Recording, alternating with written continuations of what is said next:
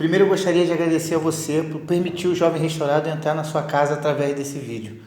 Hoje nós vamos falar da solenidade de Pentecostes, um tempo extraordinário que a igreja prepara para que nós pudéssemos viver esse tempo. A ideia central desse vídeo é fazer você se questionar. O que esse tempo tem a ver com a minha vida? Qual é a finalidade do tempo de Pentecostes em minha vida? Porque uma vez você conseguindo responder essa pergunta, você passa a enxergar as coisas com um olhar diferente, enxergar com um olhar espiritual. E uma vez enxergando com um olhar espiritual, a gente consegue entender qual é a vontade de Deus para a nossa vida, para a minha vida e para a sua vida. Nós vamos dividir esse estudo em 3 tempos e vamos partilhar isso com você aqui, agora.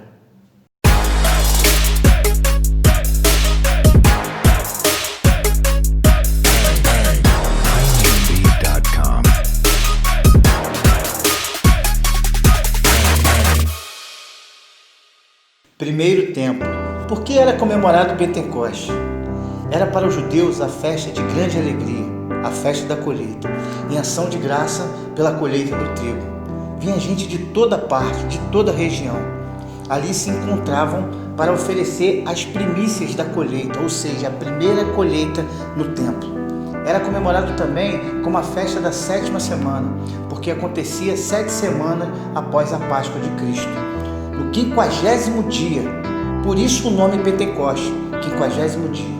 Mas teve uma coisa que aconteceu que mudou todo o sentido. No primeiro Pentecostes, depois da morte de Cristo, o Espírito Santo desceu sobre toda a comunidade cristã de Jerusalém e eles foram batizados no Espírito Santo.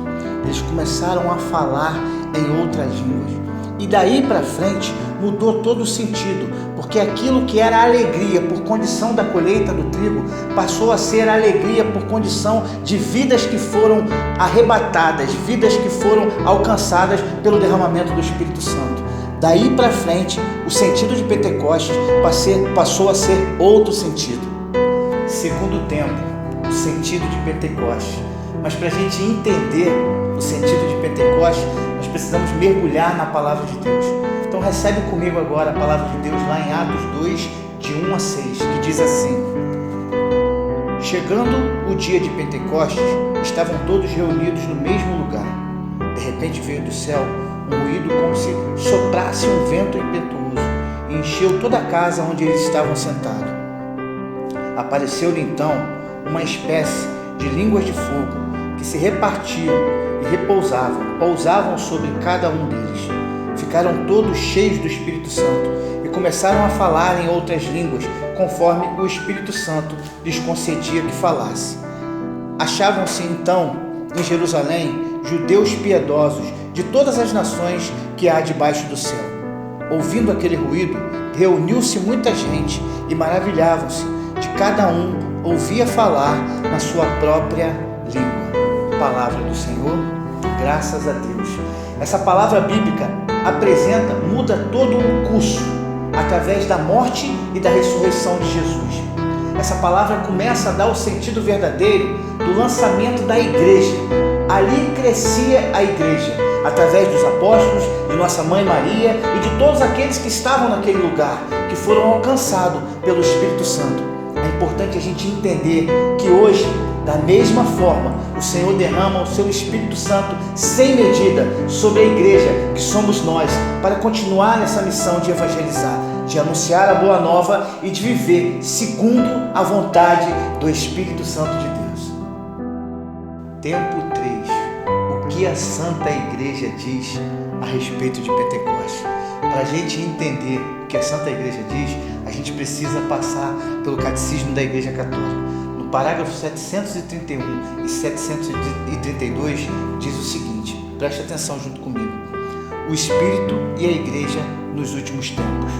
No dia de Pentecostes, no tempo pascual, a Páscoa de Cristo completou-se com a infusão do Espírito Santo, que se manifestou, se deu e se comunicou como pessoa divina, da sua plenitude. Cristo, o Senhor, derrama em profusão o Espírito Santo. A igreja aqui diz desse tempo maravilhoso, o tempo que nós vivemos agora, o tempo do Pai no Antigo Testamento, o tempo de Jesus no Novo Testamento, e ainda o tempo do Espírito Santo no Novo Testamento, mas que agora foi derramado para que hoje, nesse tempo, nós pudéssemos viver com intensidade. Quando fala no final do parágrafo, foi derramado em profusão o Espírito Santo, ou seja, em grande quantidade sobre a igreja. Ali era decretado sobre a minha vida e a tua vida o tempo que vivemos, o tempo do Espírito Santo. No parágrafo 732 diz o seguinte, que vem reunir, contemplar o que nós vivemos hoje. Neste dia, revelou-se plenamente a Santíssima Trindade. A partir desse dia, o reino anunciado por Cristo abre-se aos que nele creem. Pai, o Filho e o Espírito Santo. Aqueles que creem no Pai, no Filho e no Espírito Santo, o reino se abre em seu favor. E continuando aqui diz, na humildade da carne e na fé, eles participaram já na comunhão da Santíssima Trindade pela sua vinda, que não cessará jamais. O Espírito Santo faz entrar no mundo, nos últimos tempos, um novo tempo da igreja, o reino já herdado, mas ainda não consumado.